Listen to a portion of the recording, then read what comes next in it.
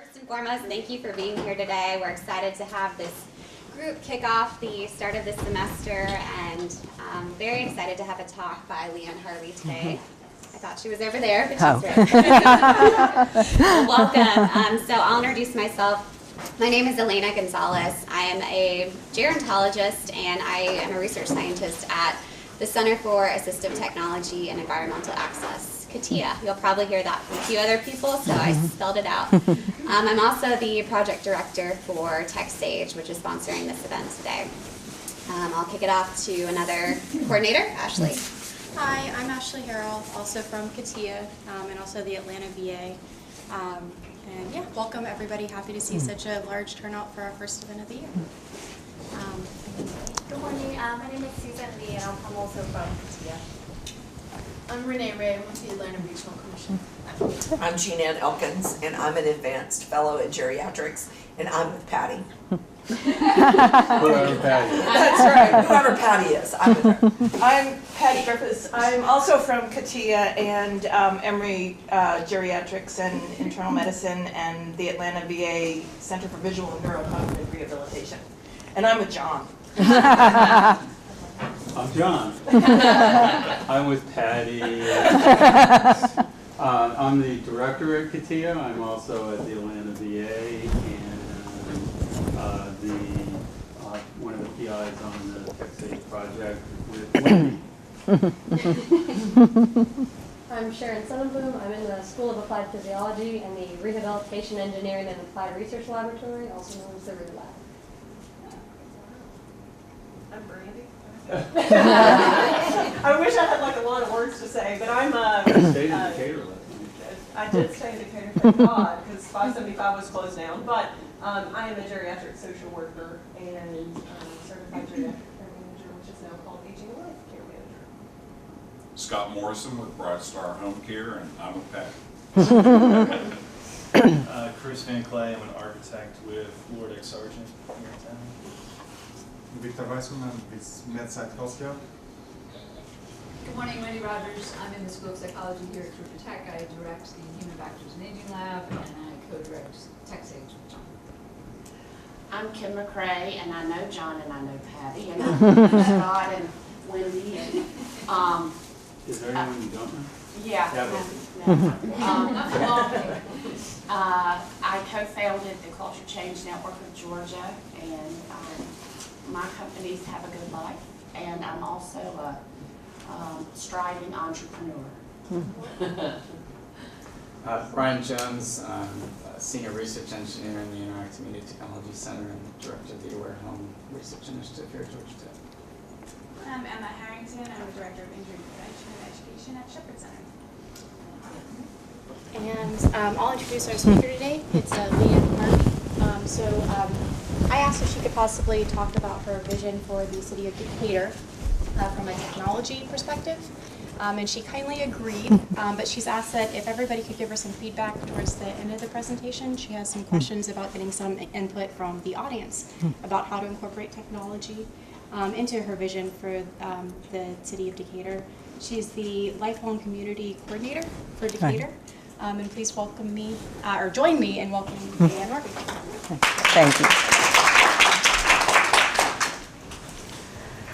Well, I had told Ashley when she asked me to do this presentation and to give it a slant with technology that, to be honest with you, I really hadn't given a lot of thought to the technology aspect in the past. I have been to the open houses at CATIA and have been impressed with the work that they've been doing there, but I deal a lot with our seniors who live independently in their own homes in the community, many of whom are fairly low income, and so that's one of the big challenges that I face with technology. Decatur's Lifelong Community Initiative is actually an extension of our 2010 strategic plan.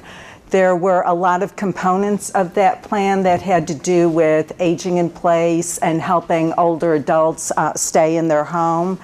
But a lot of the efforts that we've done with a lifelong community have been in place since our 2000 strategic plan and the plan before that. We've been trying to do a lot with walkability and to make Decatur an easy place to get around walking and biking.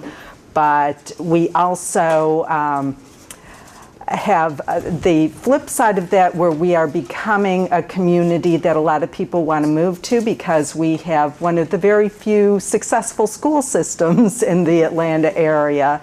So that has been driving up our home prices and causing a bit of a shift in our residents who are living in the community.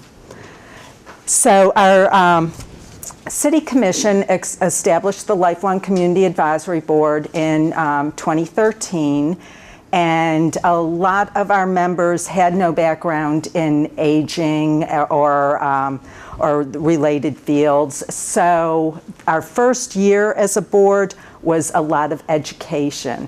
We had folks from the Atlanta Regional Commission, we had folks from the city, the county, the state, the Housing Authority. We had speakers who talked about senior villages and naturally occurring retirement communities, also known as NORCs. And so we did a whole lot of education that very first year. So that led us to having a lifelong Decatur survey. And that survey was conducted in November and December of 2014.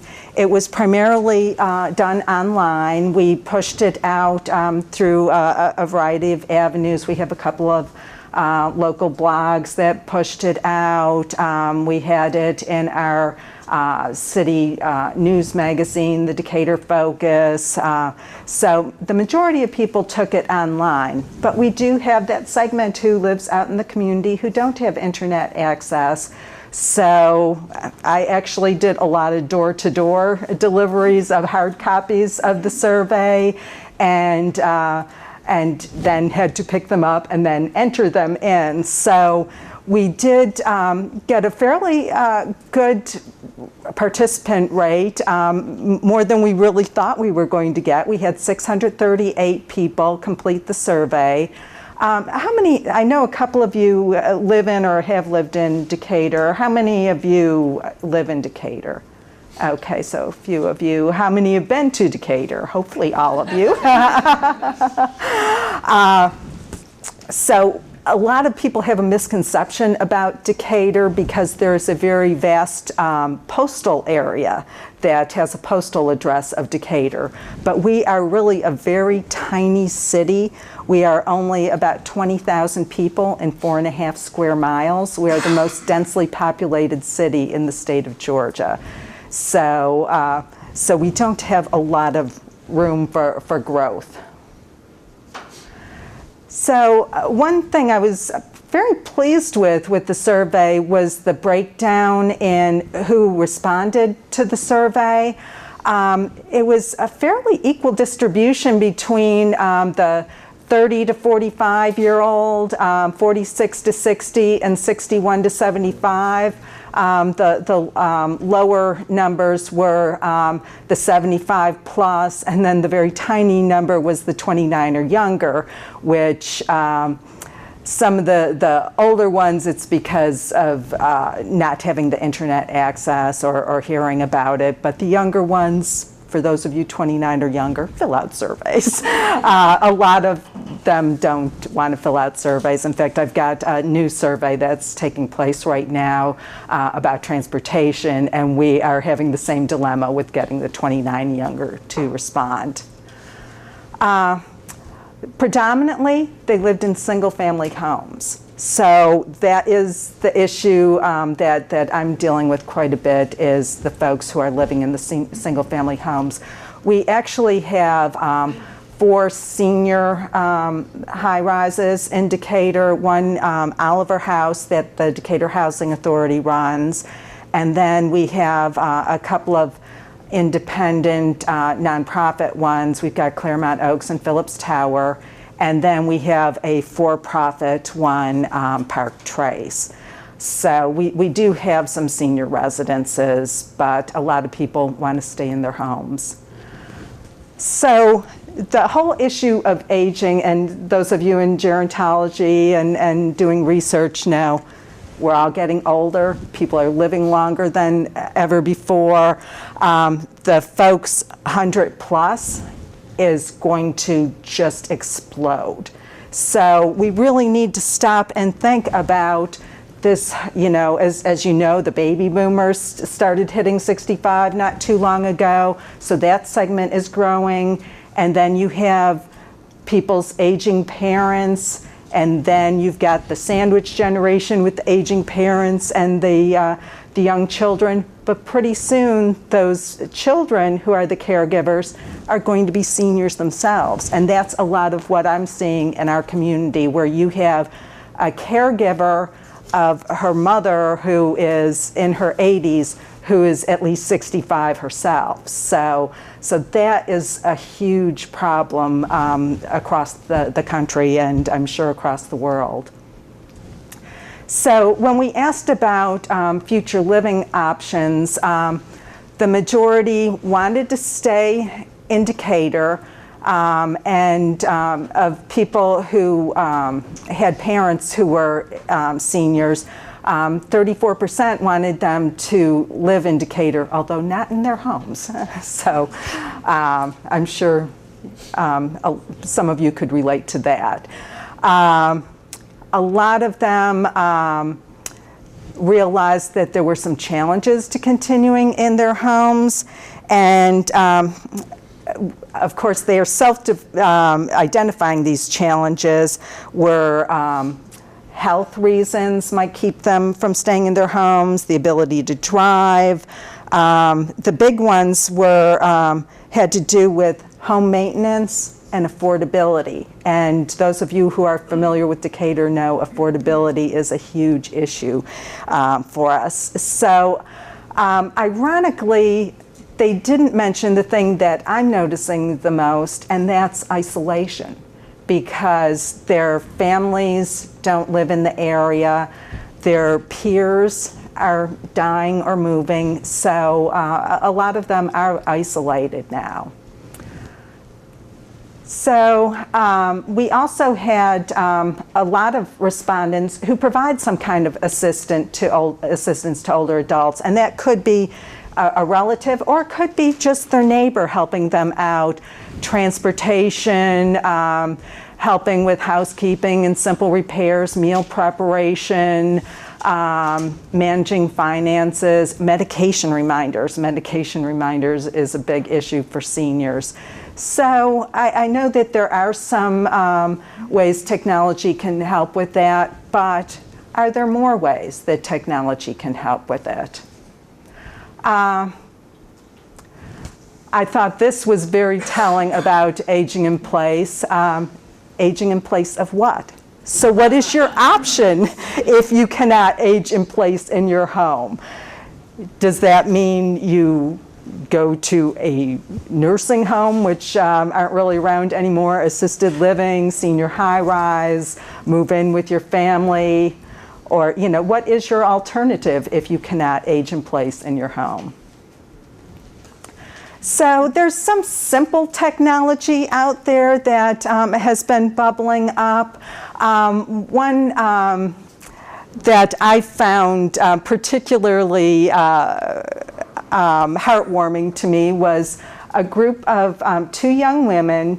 They're about 30-ish. They have very young children, and they've moved into our Oakhurst neighborhood of Decatur, which is booming, and a lot of seniors are being forced out, and McMansions are being replaced, and you have a lot of families who want to live there because of our wonderful school system.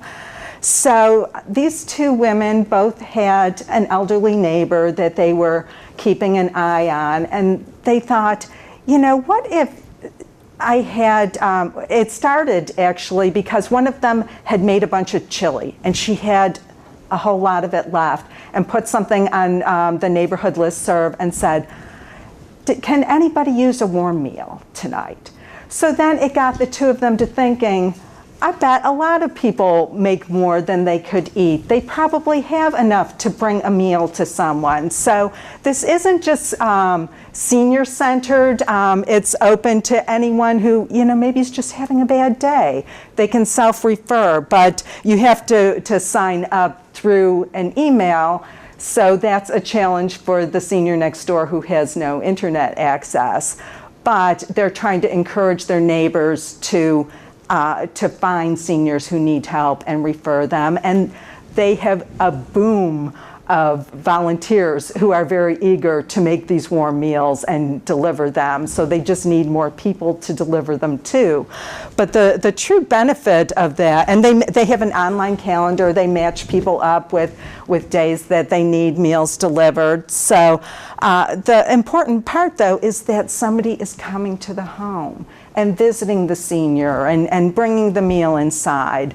Now, I know it's easy to say, well, but there's Meals on Wheels for that. If you talk to the vast majority of seniors living out in the community, they would never think about getting Meals on Wheels.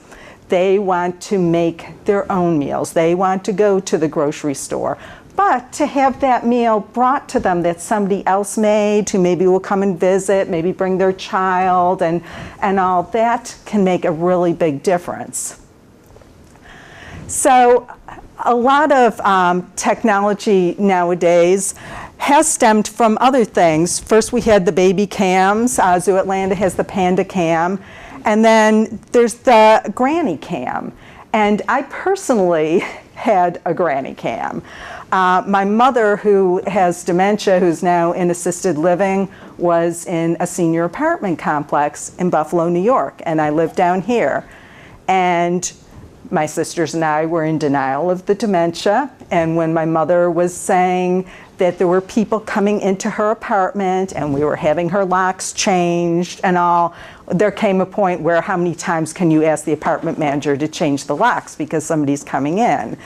So I thought, well, maybe there's some way we could monitor it. So lo and behold, I contacted a variety of sources and found that alarm companies install these DVR cameras on a routine basis. So I was able to actually, when my mother said somebody came in on such and such day between certain times, one of my sisters who lived there in Buffalo and me here in the Atlanta area, we could actually check and see when there was any significant movement of the camera facing towards the front door, which would mean the door opened or closed.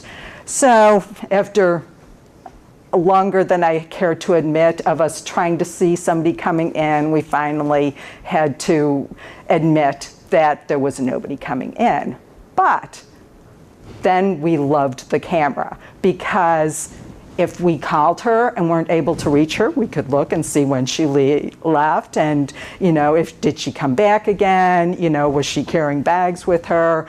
There was one time I was visiting Buffalo and staying with my sister, and we happened to go back to her house past where my mother lived, and we saw the rescue ambulance in front of the place, and we panicked, like, should we go in? No, let's go home and check the video and see if she's okay. So ironically, I have spoken to a lot of people who have these granny cams who are monitoring their elderly parents out of state. So that's a real boon to those of us who feel a little more secure knowing that our mother isn't lying there in front of the door.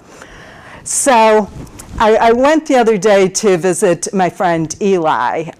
Eli lives in his own home, and I took a few pictures. I don't know how well you can see them, but Eli is kind of a younger senior, but he's in a wheelchair. He had an accident and had a fall and has been confined to the wheelchair for, over a decade now.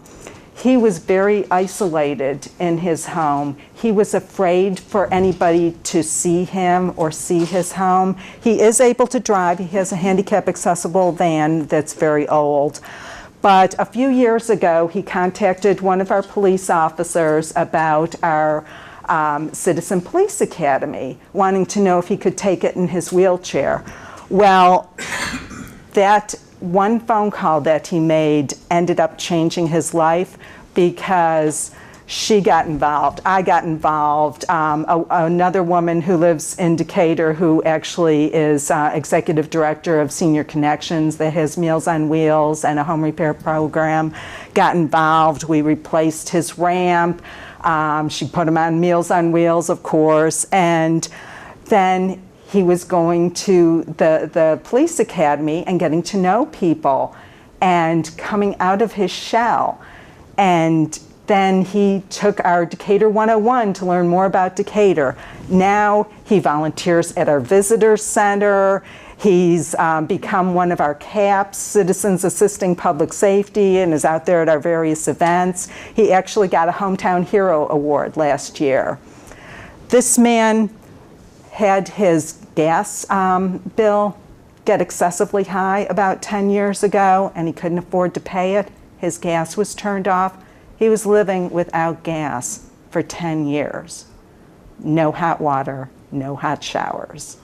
Okay, in the city of Decatur, where you can't even imagine people are living like a third world country. So going from that to now being very involved in the community.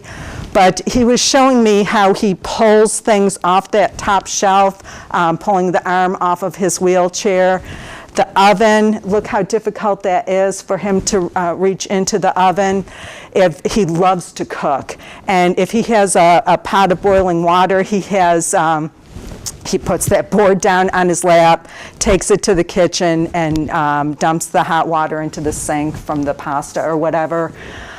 He actually was in the hospital not terribly long ago with a severe burn because of hot water. So he could benefit from technology. But he also has kind of gone the other way with technology, because I found out he was paying for basic cable for just the local news stations at about $30 or $40 a month. So a group of us got together and we got him an antenna and a high definition TV, and so now he has less technology because he doesn't have the cable anymore, but it's more affordable because he's on a fixed income. So there's a lot of other communities that are using simple technology for daily living. Time banks, which a lot of the villages and NORCs use time banks. Here's one, for example, that the Palo Alto Medical Foundation has, called Linkages, where with the time bank people can go and do some volunteering so that they can earn credits to get favors done for them, or you can volunteer and have your credits go to someone else. So if someone needs a ride to a doctor's appointment or things like that, they have that time built up that they can use those credits and get the ride. So that's a nice way that technology can help, but it's very simple. Now, I know Georgia Tech has been very involved with innovations. I've been to the Aware Home before. I've been so impressed with how that was set up. I've been to the open houses that y'all have with innovations. But how can this be translated to the people who live in the community? I mean, this is great technology in that home, but Eli, living on a fixed income, who couldn't afford $30 or $40 for his cable bill, how can he get those innovations? So that's the big dilemma with technology. How can it be made affordable? You have a vanishing middle class, and that's true very much so in Decatur, but it's happening throughout our country. We in Decatur are pretty soon going to be a city where we have the very wealthy who build McMansions and are pushing out our lower income seniors, and the Decatur Housing Authority. But where's the folks in between? Where's the folks like me who grew up in a middle class home going to be living? So you've got people on fixed incomes as they get older. We're living longer, so if you have any kind of retirement, you've got to make that stretch for maybe another decade or 2 or 3 more than you had initially planned. People don't have their family nearby anymore. I'm sure a lot of you aren't from the Atlanta area initially, and you have family out of state, just like I do. So, you know, what happens if you don't have the family to turn to? And the biggest one is they don't want to leave their home. They don't want to, even though in Decatur their housing prices have skyrocketed, they don't want to sell their home and move to a senior apartment complex or buy a condo. They want to stay in their home because this is where they raise their children. This is, you know, even though their neighbors have changed and their peer group is gone now, these are the things that they're familiar with, so they don't want to leave. So I want to find out from y'all, what can we do to help these folks stay in their home? Yes? Question. So, not having lived in Decatur for a couple of years, don't I recall that Decatur is wired and has Wi-Fi throughout the city? Not really throughout the city. I mean, you live in Oakhurst. You can't access the Wi-Fi. Not well anymore. Yeah. But so it seems to me that that's the first thing, right? So if you have Wi-Fi, then Comcast becomes a non-issue. Right. What becomes the issue is having access to something like a mobile device. Right. So, I mean, I don't know of any programs anywhere where part of what gets, you know, given to people, or part of the, you know, one of the senior services is to actually, if there is Wi-Fi, to get them devices. Right. And things like, you know,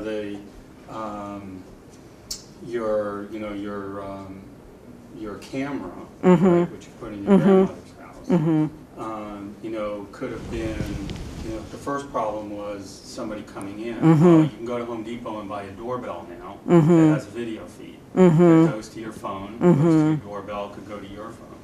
So I think you're partly there because you have the Wi-Fi, and it just needs to be, you know, throughout the whole city, but even in places that there are cheap, off-the-shelf stuff. And that is true, and especially Google Fiber is going to be coming in, so that's going to be helping too. But ironically, before I came to the city, I worked for Senior Citizen Services of Metro Atlanta and managed their senior community center. And my biggest program that I had was called SeniorNet, where we taught seniors how to use their computers, the internet, and, you know, Word, Excel, etc. However, this vast group of seniors that we have in our Oakhurst neighborhood, you could not give them a computer and have them figure out how to use it. They cannot drive to somewhere where they could take classes. I know a lot of places are using iPads now for seniors. A lot of senior residences are using them, assisted livings, for their seniors. And once they learn how to use it, they are taking to it. But how do you teach all these people who are living in their homes scattered throughout the community? Well, so when you're not, I mean, first of all, you're not teaching them how to use a computer, you're teaching them how to use a much simpler device. And has anybody seen directions for an iPhone? No, right? That's it. Yeah. Right? So you just click around and use it. But so seeing something that small is a challenge too. Well, so that's why it's a bigger device. So what I'm saying is it's a lot simpler. It's not the same. Oh, absolutely. Not the same barriers as trying to teach them how to use Word. Or Right. Oh, absolutely. And that is a big thing now with particularly the iPads, giving them to seniors. And they have found, like, even dementia patients really take to using. And in 10 years. Yeah, right. In 10 years, you know, over the next 10 years, it's, you know, this generation here that is going to be your seniors. Absolutely. And we're already using those devices. Right. So looking to the future, it's going to be a lot less of a problem. Definitely. We'll just need the bigger screens. I know my phone actually has the bigger screen now because it's a challenge as we get older. Yeah. So I think that one of the things that Decatur has that's unique is manpower. Right. We do have this particularly wealthier population who, have resources and means and also want to help, like the Oakhurst Warm Meals. Right. And I think the key for technology needs to be pairing that up, the needs with what's available, and the first step of that can be resources and training. Right. Getting people within the community paired to people to go to their home and train them in their home, because I think you have enough people who could do that, and if when they train them, there was already in place technology to match people like the Oakhurst Warm Meals, where they knew where to go sign up.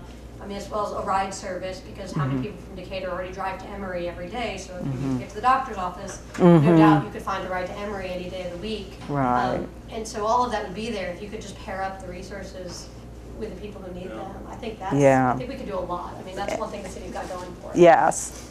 Yeah. I think one of the things that I haven't heard anywhere is true assessment of need. So we've talked about, the survey of, what Decatur can offer, but, in dealing, Scott and myself, and dealing with clients on a day-to-day, every client presents with a different, interesting set. Right, So right. You can't necessarily be that individualized, but I mean, take a ride to Emory. I mean, what if the person has gait issues? What if they have fall risk? What if they have psychosis? What if they have dementia? What if they're passing out thousands of dollars on the street corner? I mean, there's so many pieces to that person that I think Absolutely.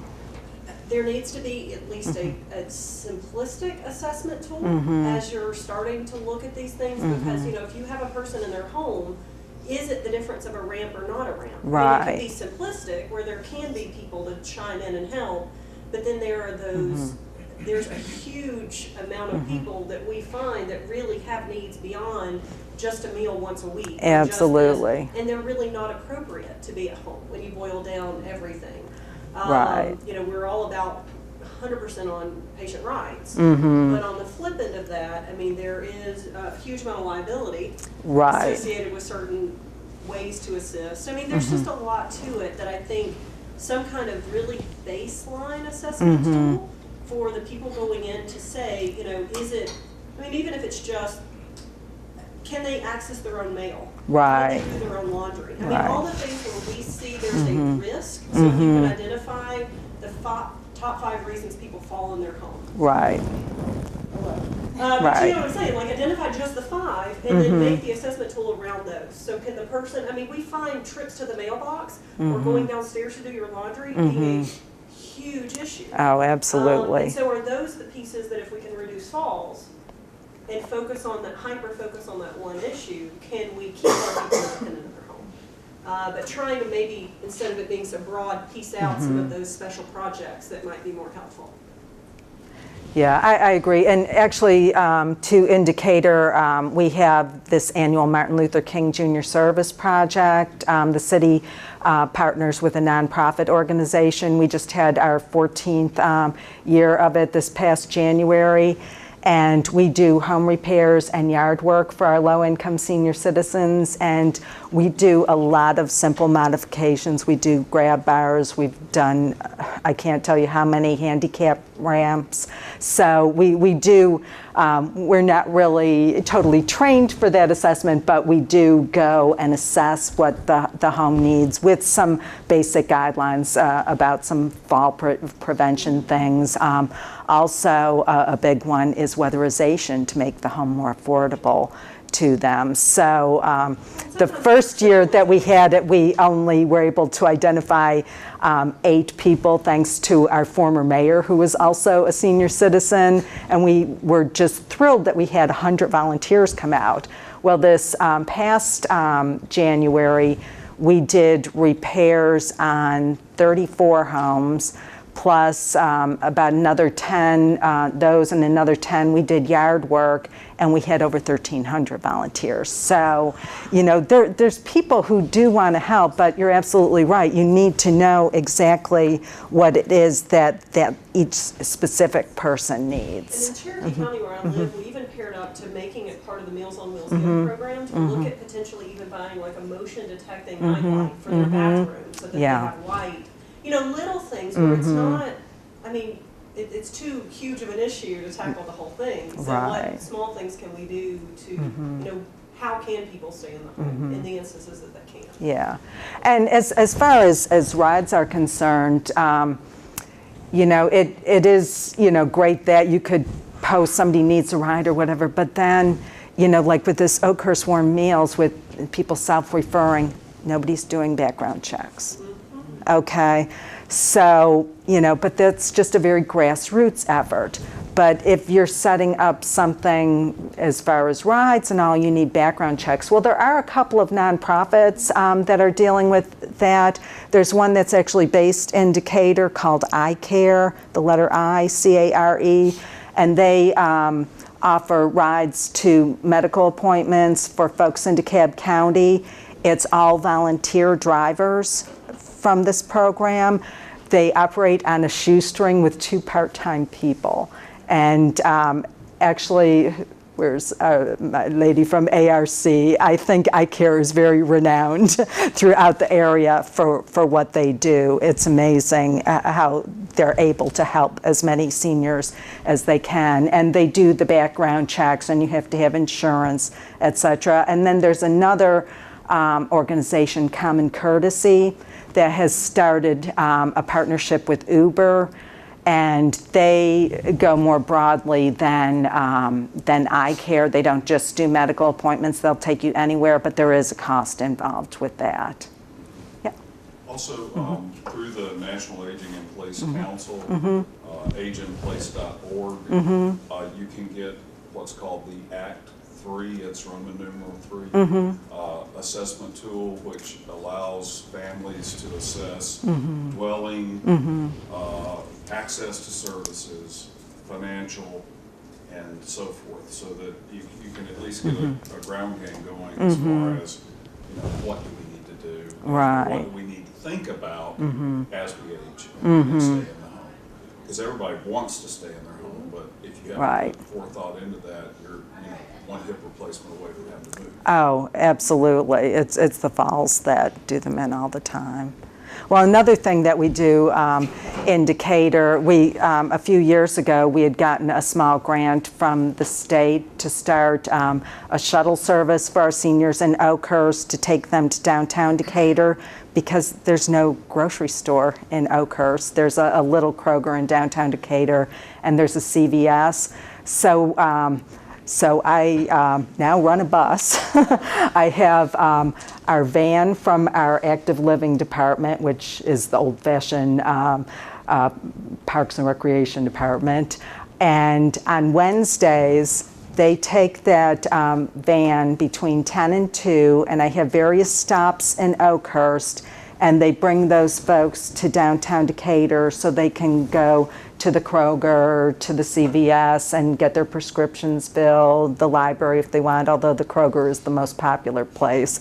But these are folks who, you know, are depending on their child who lives out in Lithonia to come and take them to the store. They have been very isolated as far as getting groceries. So when they first started riding it, they had like volumes of groceries, and now they know, yes, it does run every week, so we don't have to worry about getting a month's worth of groceries. So, you know, we are taking little simple fixes like that, but it's an 11-passenger van, so I can only take so many people. Yeah. I thought the idea of the time banks was interesting, and I was curious, so who coordinates that? So, I mean, it's a great idea, but And that's the thing for a lot of these, like the senior villages and the naturally occurring retirement communities, you have to have pretty much a nonprofit in charge of that with a paid staff member. So you have to really have someone dedicated to that, or matching rides or anything like that. And in some places, the faith-based community. Right. Partnering with faith-based communities and, you know, helping them learn how to help these kinds of situations. Right. Is a really great angle that's worked in some places because it's geographically located. Right. And it works that way. Yeah. Well, Technology could help, right? So if you had Yeah. something very easy to design. right. That they could use and that would coordinate mostly, like going back to your point, if Mhm. you could coordinate everything, then anybody could use it and wouldn't require paid staff. Mhm. And it could be kind of done as a train-the-trainer model Mhm. where you could go out and Right. pitch these ideas. And actually, it's ironic that you say that because that's what we're working on right now. Our board is, like our survey results, we did have, big presentation, but now we're doing smaller presentations and very grassroots presentations. We're going to our local churches, which ironically in Decatur, and I don't know if this is true everywhere, but a lot of the folks who go to the Decatur churches don't live in Decatur. A lot of our seniors who live in Decatur don't go to the Decatur churches. So I don't know how that all shifted like that. I guess because people go where they grew up going. But we are trying to talk to the local churches to try to find ways that they can help. And a lot of our churches do have some programs already in place, but I know the Perimeter North Village that was started recently, that was started by a group of Methodist churches. So yeah, that's definitely a good model. So, because this is design and technology. Technology, yes, thank you. Let me just sort of throw this out at you. Having lived in Decatur on the very north end and the very south end. So, when Leanne says that Decatur's 4 square miles, it means that it radiates 1 mile north and 1 mile south, east and west around the courthouse. So, if you live in the city of Decatur, the farthest you can live away from the courthouse downtown is a mile. Which is all well and good if you're pretty young and able and can walk a mile. Right.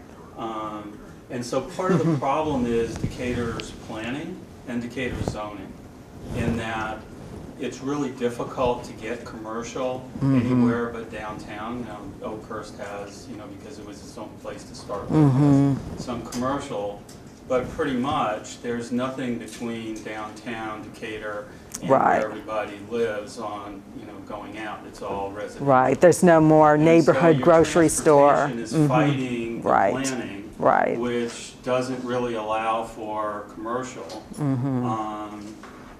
to go in and have little community commercial activity like Oakhurst has. Right. And so,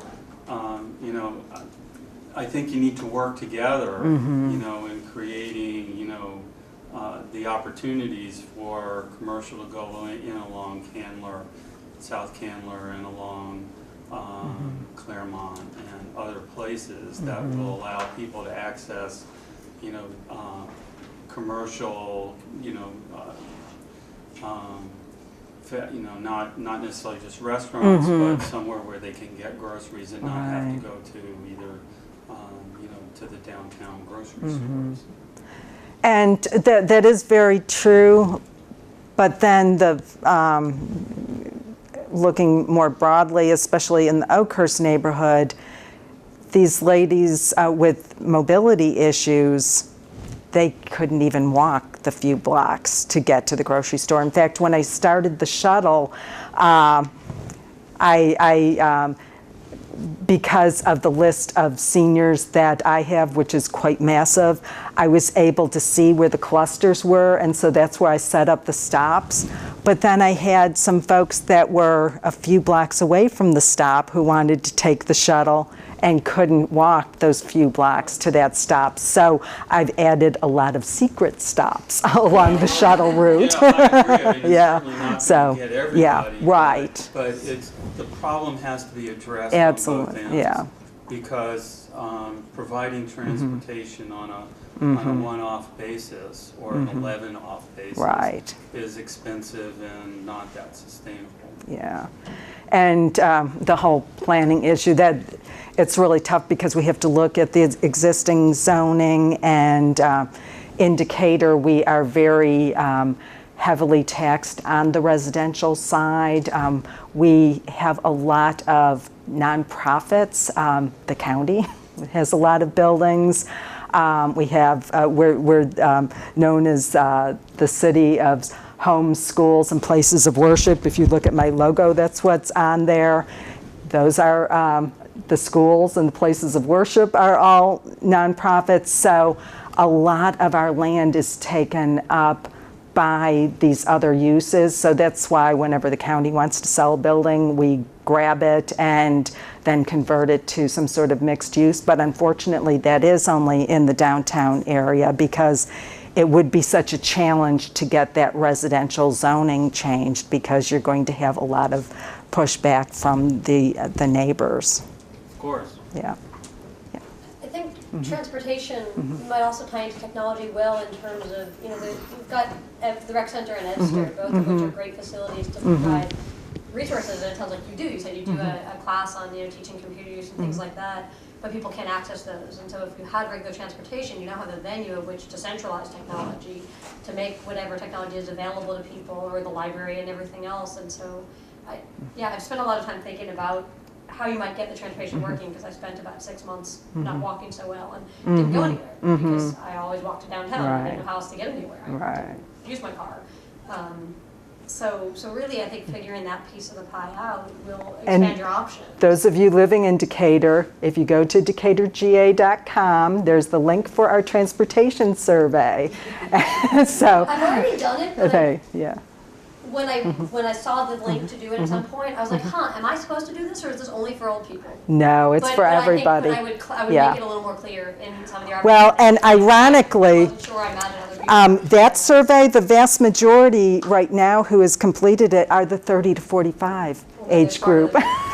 So, and so we're getting a lot of good feedback from them because, you know, really that's kind of almost more the key age demographic that we want to get that information from for growth purposes. Sure. Yeah. Any other questions, thoughts? Yeah. So I just got back from Tucson, Arizona. Went out there because my 90-year-old mother-in-law, my sister-in-law had signed a contract for her to go into an independent living apartment, and she didn't want to do that. So I went out to try to do damage control as well as move the vehicle from the home. And ended up going to the Area Agency on Aging for my first stop and getting a lot of literature, and one was from Interfaith Community Services, which I was incredibly impressed with them. They offered in each different department, all volunteers, faith-based, transportation, meals, friendly visitors, and each one was, you know, headed up by a volunteer that ran that whole piece of it. And they did have an assessment. This retired physician, family physician, came out to the home with someone he was training, and they were evaluating mom while I was sitting over there evaluating them. I wanted to see and experience what she was going to be experiencing before I left. That's why it took me 3 weeks out there. And so we got all these wonderful things in place, which within 2 days of me being home had all disintegrated because she canceled them all. So but been there. They do have a very successful, seemingly very successful organization out there that's completely voluntary, based on volunteers and run really efficiently from what I could see when I was there. It's just, you know, the senior has to want to allow other people into the homes. Right, and that is the challenge, because I know with my mother, I did the same thing, trying to put services in place and get her on Meals on Wheels after we finally had the keys taken away. And we were able to watch the video of the 2 days that the Meals on Wheels volunteers came, and even though we could not hear anything, we knew she was not happy with them coming and bringing her a meal. So then my sister had to go back to taking her once a week to the grocery store. But then when I came the final time where it was like, case closed, you're going to assisted living, she was to the point where she couldn't use the stove anymore. She couldn't use the microwave anymore. All she could make was toaster pastries. So that's not a sustainable way to live on toaster pastries. She's living on Slim Fast and Twinkies. Yeah, Seriously. yeah, uh-huh, yeah.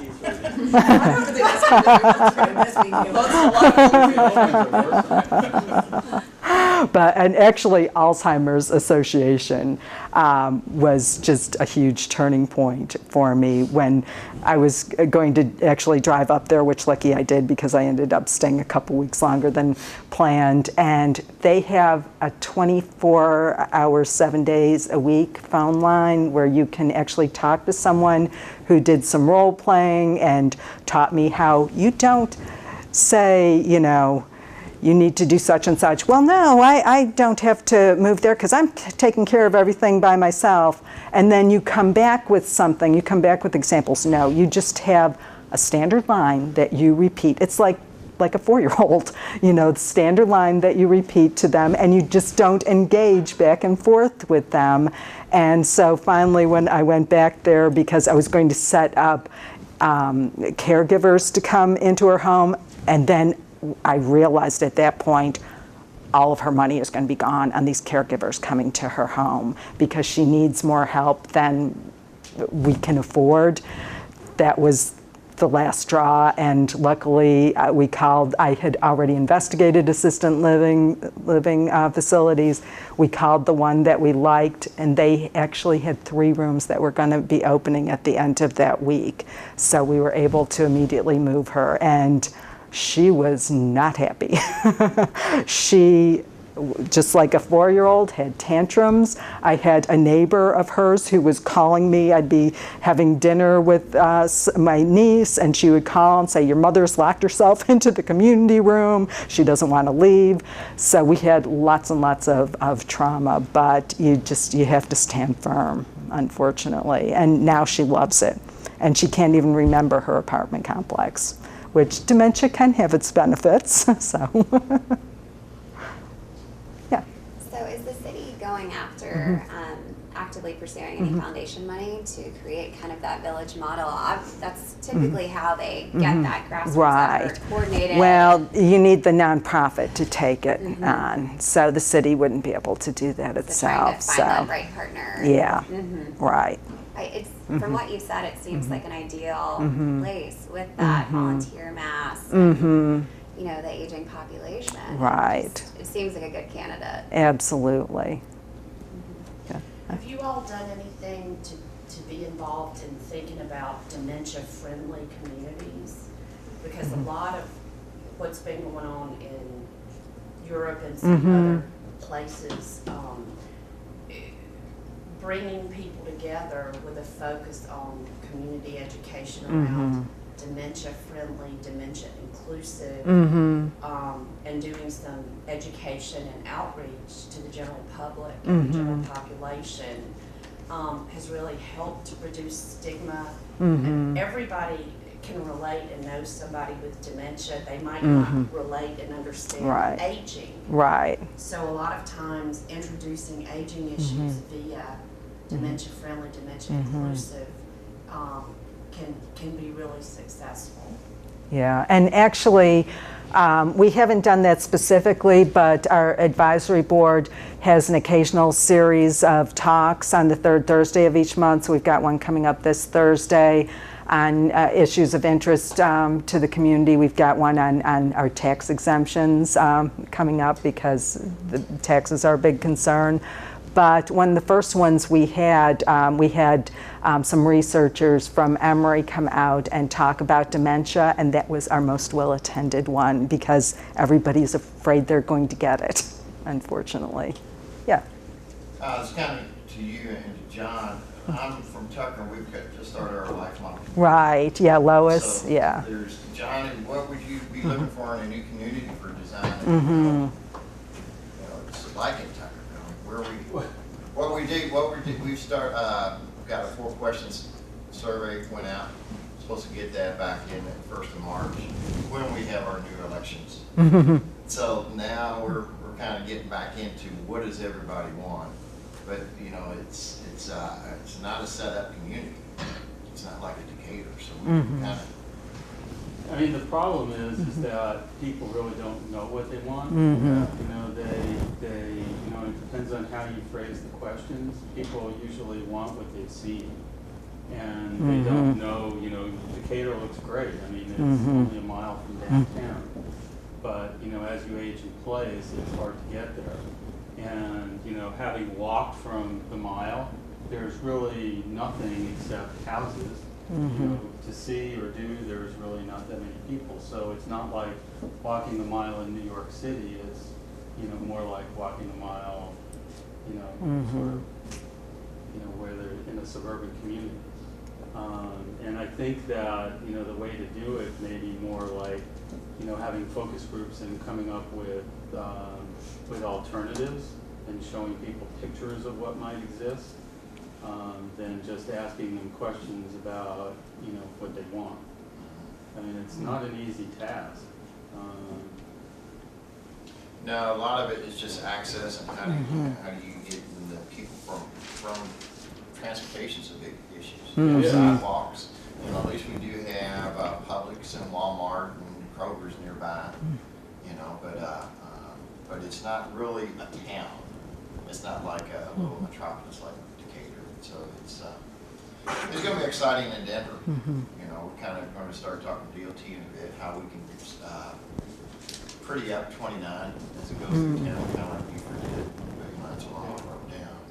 But, you know, I think the biggest thing is that you've got to, you know, what I was sort of suggesting to Leanne about Decatur is you need to, you know, look at all ends into the middle. You can't solve all the problems with technology or transportation. That somewhere Decatur is, you know, it's going to be walkable, wheelable, mobile. It's got to look at multiple different ways of doing it, and, you know, not just, you know, trying to put Band-Aids on you know, wounds. So you have a chance to sort of look at nodes rather than just a big central place. Right. You know, Decatur's got a great central place, and then parking is a problem. Yeah. Yeah, it's, we want to be proactive instead of reactionary. You know, we're going to hopefully think it out as we go. But it's going to be fun. Yeah, I've spoken with Lois Ricci quite a bit, who's spearheading that effort, and you've got a lot of issues that Decatur doesn't have because of the way you're spread out. And also, we've had discussions about the immigrant population. How do you communicate with them? Decatur has a very small immigrant population specific to our housing authority. And I have a program, A Season of Giving Christmas Decatur, where we get holiday gifts for low-income children and seniors.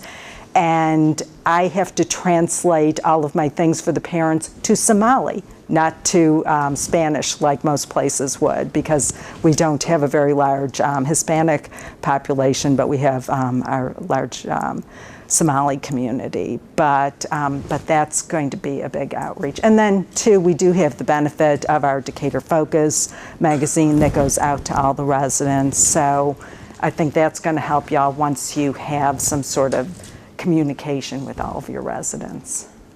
How many square miles is Tucker? Do you know? Or Not right now. Okay. It's not 4. No. Walmart. Tucker's big. I don't know what the actual city limits are. I don't know if anybody knows yet. Yeah, probably not. Yeah. Yeah, the other thing about Decatur is that the city is really small, but you know, what's called Decatur and what's perceived as Decatur is pretty big. Because Decatur only covers the 30030 zip code, and yet 30032, 33, 34. are all you know, sort of called Decatur. Yeah, and they always insist to me that they live in Decatur. Well, then they might. Could you add some more?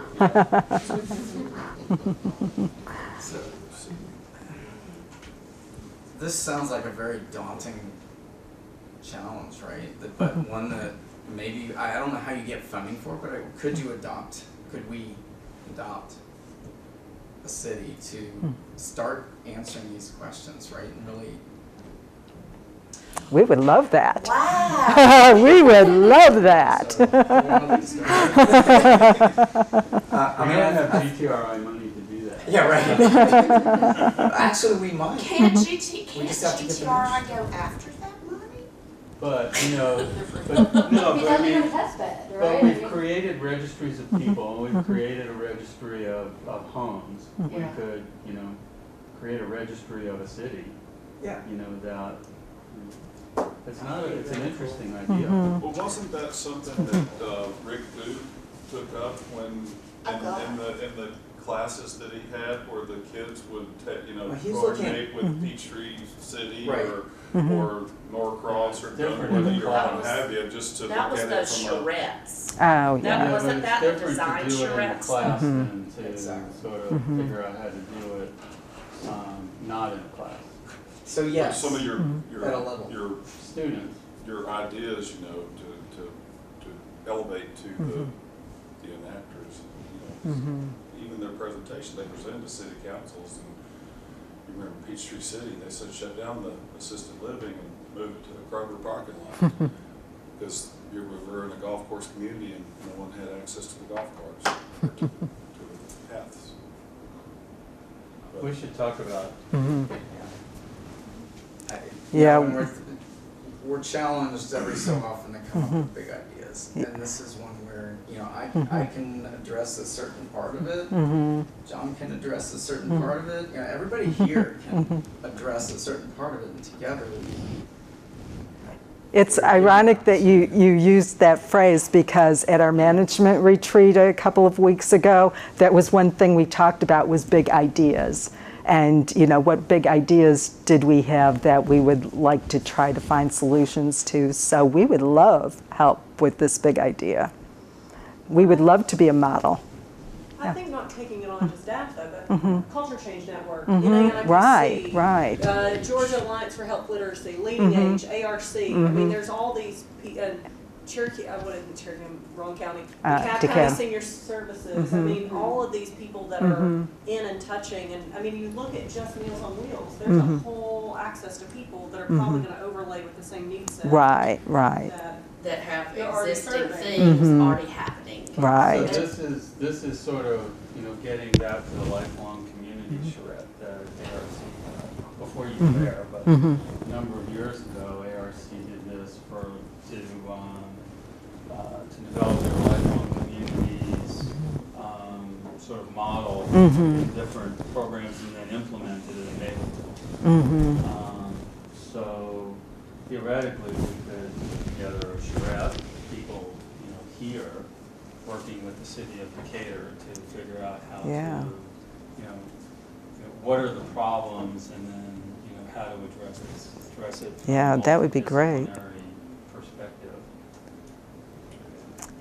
Yeah, we would love the help with that, and also, you know, the ways that technology could help with that too. Well, and it ties into, there's the Georgia Alzheimer's and Dementia State Plan is all in the works and en route right now. Right. And there's a lot of stuff within that that parallels this kind of thing, if you chunk it out in the right way. I mean, every city's gonna be a little different. I think getting it, you know, if we can start getting at these details, and there certainly are groups who have addressed some aspects of these needs, and we need to. I think that would be where you start, is looking at what's worked successfully for others and trying to accumulate that all in one.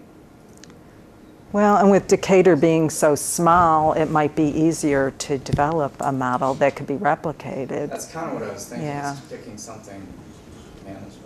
Well, I think, going back to ARC, I mean, I think they have a model that can be built on, but it needs to be applied specifically to Decatur. Right. And it doesn't cover, you know, it doesn't cover the breadth of what is covered, you know, even in Right, today. right. Well, and I think Mine's in charge. our biggest stumbling, You're Yeah. gonna rue the day. that's right. From a where home to a where camp. You know, there you go. And don't Yeah. forget the VA too. Yeah. One of our projects, we were calling for, we needed volunteers for a study. Mhm. We're gonna go in and give them durable medical equipment and train them on doing activities of daily living, a veteran and a caregiver together. And a certain percentage of those calls, they thought we were actually asking for volunteers to go help, and they wanted to do that. Right. And that's not what we're asking for. So Right. the veterans are both a huge source of volunteers as well as other resources. Absolutely. So- And Yeah. you're in Decatur. Patty's in charge.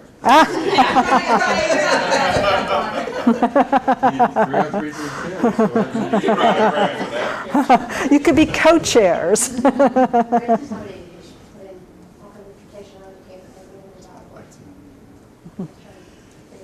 Something you said earlier, John, that I think is really, really important for all of this is just in talking to people and asking their opinions, it's like all of the nursing home surveys, resident and family satisfaction, and everything is measured on resident and family satisfaction. Well, no consumer, if you ask, are you satisfied? Well, yeah, but I have nothing to compare it to. Right. If they know what the alternatives and the options are, and you ask them that question, they're not going to be satisfied. They're not going to be content. And I think that's really important in this whole space, to keep thinking about that in the way that we measure things, is we have to make sure that people have something to compare it to when we're asking those kinds of questions. True. I think that's huge. Yeah. I agree. And that comes back to the needs assessment, right? Yeah. Ask them what they need. Right. Don't ask them if they're satisfied or if they're Right. Yes, that's a very Don't good ask them what point. they want, Yeah. ask them what they need. Yeah.